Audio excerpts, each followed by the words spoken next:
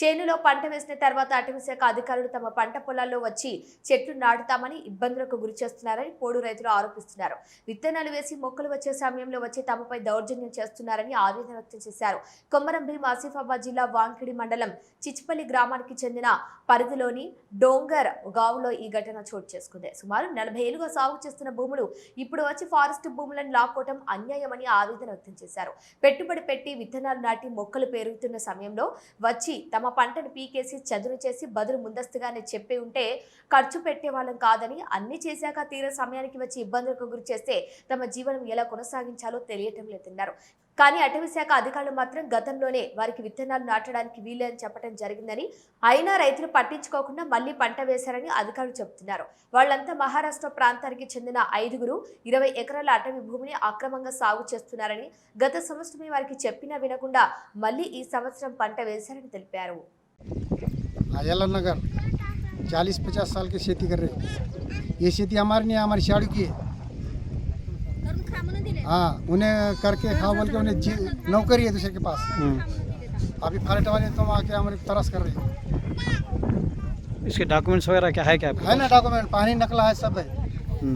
Forest वाले क्या बोल रहे हैं? फारेट वाले बोले तो नांगर रहे जबरदस्त याकी नगरला मग ते घर आल्या ठेका घेतला जनार्दन फुलेवाडनं. ते ठेक्याचे पैसे आमच्या कुणाच्या घरावर फोटो काढू आणि ते घेतले बॅनर सगळं आणि ते मरून गेलं. आम्हाला घर नाही दिलं, मुळवा खंदून आहे. पांढरे आमच्या शेतात आज ट्रॅक्टर लावली, एवढाले झाडं काढले, आम्ही काय खावं, कसं जगावं? हे लेकरू आहे एवढूसना, त्याला काय चालवा? तुम्ही एक तर खर्च तरी द्या, नाहीतर आम्हाला तुमच्या संग घेऊन जा आणि जगवा. पोलीस स्टेशनला येऊन बसता तिथं, आम्हाला घेऊन जा. आमच्या पोराला नोकरी लावा.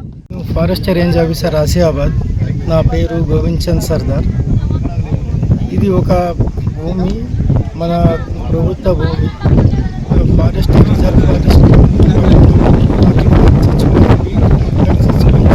ఆసియాబాద్ రేంజ్ కింద వస్తుంది. ఈ భూమి అంతా ఫారెస్ట్ భూమి, ఇది ఇల్లీగల్గా కబ్జా చేసిండు. మేము లాస్ట్ ఇయర్ కూడా చెప్పడం జరిగింది, ఫారెస్ట్ భూమి కాబట్టి వీళ్ళు ఇంకా బీసీ వాళ్ళు ఇది ఒక రూల్స్ మహారాష్ట్ర, ఇది ఒక నేటివ్ ప్లేస్ మహారాష్ట్ర అన్నది.